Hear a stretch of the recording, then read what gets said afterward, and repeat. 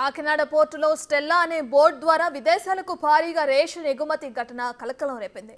Collector తనిఖీ చేసి మొత్తం 1700 టన్నుల బియ్యం ఉన్నట్లు గుర్తించారు. ఇందులో 640 టన్నుల పీడీఎస్ బియ్యం ఉంది. అయితే కాకినాడ పోర్టు నుంచి ఇంత పెద్ద ఎత్తున రేషన్ బియ్యం ఏకంగా విదేశాలకు తరలించే సామర్థ్యం ఉన్న బడాబాబు ఎవరు? రేషన్ బియ్యమేనా? మరే సరుకులైన ఎగుమతులు దిగుమతులు జరుగుతున్నాయా? ఇదంతా వెనుక ఉన్న కింగ్ పిన్ ఎవరు అనే ప్రశ్నలు ఇప్పుడు సర్వత్రా తలెత్తుతున్నాయి. వీళ్ళకి ఎంత ధైర్యం అంటే వీళ్ళందరికీ కూర్చోబెట్టి కోర్టులకు వెళ్తారు. కోర్టులకు వెళ్ళి నా మీద ఒత్తిడి పెడతా ఉన్నారు. నా మీద కూర్చోబెట్టి మీరేం చేయలేరు ఇట్లా మాట్లాడుతున్నారు నాతోటి. నేను ఈరోజు ఇందాకే చెప్పాను, ఫస్ట్ దీనికి సంబంధిత పోర్ట్ ఎవరు, సిఇఓ ఎవరో, ఈ స్టేక్ హోల్డర్స్ ఎవరు, వాళ్ళకి నోటీసులు పంపించిన వాళ్ళకి ఆ షిప్ని సీజ్ చేయండి. నేను I want right a letter to home ministry. Amit Shah గారు లెటర్ రాద్దాం అనుకున్నాను. ఇది మోస్ట్ వల్నరబుల్ పోర్ట్. ఇది మ్యారిటైమ్ సెక్యూరిటీకి, నేషనల్ సెక్యూరిటీకి చాలా ఇబ్బందిగా ఉంది. ఇక్కడ కీ ఇన్స్టాలేషన్స్ ఉన్నాయి. ఇక్కడ కాకినాడ పోర్టులో పట్టుబడ్డ పీడీఎస్ బియ్యానికి సంబంధించి పవన్ కొన్ని కీలక వ్యాఖ్యలు చేశారు. దానికి సంబంధించిన పూర్తి డీటెయిల్స్ అందించడానికి మా ప్రతినిధి శివశంకర్ లైవ్ లో జాయిన్ అవుతున్నారు. రైట్ శివశంకర్, పవన్ వ్యాఖ్యల్ని మనం చూస్తున్నాం. ఖచ్చితంగా చర్యలు ఉంటాయంటున్నారు. ఎంతటి వారినైనా వదిలిపెట్టమని చెప్పి పవన్ కళ్యాణ్ ఇప్పటికే వ్యాఖ్యలు చేయడం కూడా మనం చూస్తున్నాం. డీటెయిల్స్ ఏంటి?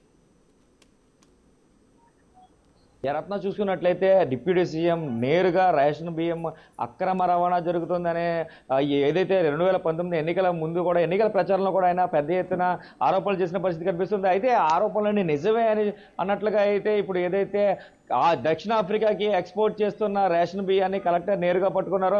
స్టెల్లా ఎల్ అనే బోట్లో 640 టన్నుల అక్రమ రేషన్ బియ్యాన్ని స్వయంగా కలెక్టర్ వెళ్ళి మొత్తం అంతా కూడా పూర్తిగా తనిఖీలు చేసిన తర్వాత 640 టన్నుల రేషన్ బియ్యాన్ని అయితే గుర్తించారు. అదేవిధంగా చూసుకున్నట్లయితే ఏదైతే షిప్స్లోకి లోడింగ్ చేసేందుకు బార్జీల్లో ఉంచిన 0027 అనే బార్జీలో ఉంచిన 1064 టన్నుల రేషన్ బియ్యాన్ని కూడా పూర్తిగా సీజ్ చేసి పోర్ట్లోనే ఉంచిన పరిస్థితి కనిపిస్తుంది. అయితే అక్రమ రేషన్ బియ్యం దందా అనేది భారీ ఎత్తులో జరుగుతుందనేది పవన్ కళ్యాణ్ చెప్పిన వ్యాఖ్యల ప్రకారం చూసుకున్నట్లయితే నిర్ధారణ అయింది. అయితే ఈ పోర్టుకి సంబంధించి ఏదైతే యాంకరేజ్ పోర్ట్ ఉందో, యాంకరేజ్ పోర్ట్ అనే దాంట్లో చూసుకున్నట్లయితే దీనికి సంబంధించి సీఈఓ ఎవరో, ఆ సీఈఓ కూడా ఖచ్చితంగా నోటీసులు ఇవ్వండి.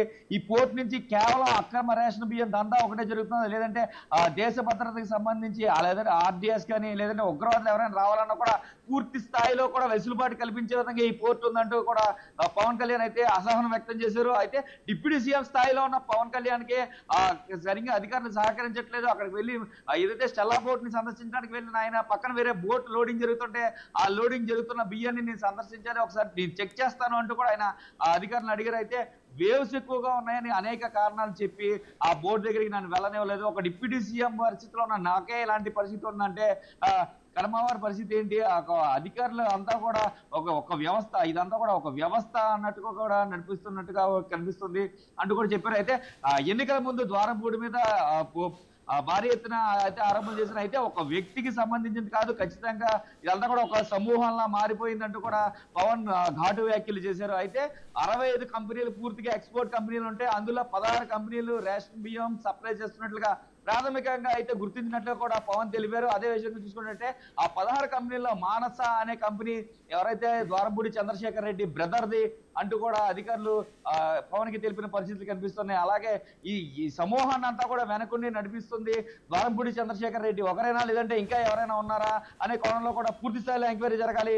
ఏదైతే దేశ భద్రతకి సంబంధించి చూసుకున్నట్లయితే ఇతర దేశాల నుంచి వచ్చే బోట్లు ఈ పీడీఎస్ బియ్యం ఎక్స్పోర్ట్ చేస్తున్నప్పుడు అక్కడి నుంచి వెపన్స్ కానీ లేదంటే ఆర్డీఎస్ లాంటివి కానీ ఏదైనా ఇంపోర్ట్ చేసుకోవచ్చు, లేదంటే గసాబ్ లాంటి ఉగ్రవాదులు కూడా దేశంలోకి చొరబడే అంత ఫెసిలిటీ కాకినాడ యాంకరేజ్ పోర్ట్ లో ఉంది. దీని మీద ఖచ్చితంగా అమిత్ షాకి రిపోర్ట్ చేస్తాను, అమిత్ షాకి ఒక లేఖ రాస్తాను, ఏదైతే హోంమంత్రి అమిత్ షాకి, దేశ హోంమంత్రి అమిత్ షాకి లెటర్ రాస్తారంటూ కూడా పవన్ కళ్యాణ్ చెప్పిన పరిస్థితులు కనిపిస్తున్నాయి. పూర్తిగా చూసుకున్నట్లయితే కాకినాడ రేషన్ బియ్యాన్ని అరికట్టేందుకు కాకినాడ పోర్ట్ నుంచే శ్రీకారం చుట్టాం. ఇక్కడి నుంచి రాష్ట్ర వ్యాప్తంగా వివిధ ప్లేసుల్లో ఎక్కడ ఎవరు కూడా రేషన్ బియ్యాన్ని కొనకుండా అయితే చర్యలు తీసుకున్నాం కూడా డిప్యూటీ సీఎం చెప్పిన పరిస్థితులు కనిపిస్తున్నాయి. దీనికి అనుగుణంగానే ఇప్పటికే నాదెండ్ల మనోహర్ అన్ని జిల్లాల అధికారులకు కూడా ఆదేశాలు ఇచ్చినట్టు తెలుస్తుంది. ఇప్పటికే రైడ్స్ మొదలయ్యాయి. ఇప్పటికే 4 జిల్లాల్లో అక్రమంగా అక్రమంగా తరలిస్తున్న రేషన్ బియ్యాన్ని కూడా పట్టుకున్నట్లుగా తెలుస్తుంది Ratna. Right, thank you Shivashankar. Being the district supplies already minister గారు వచ్చినప్పుడు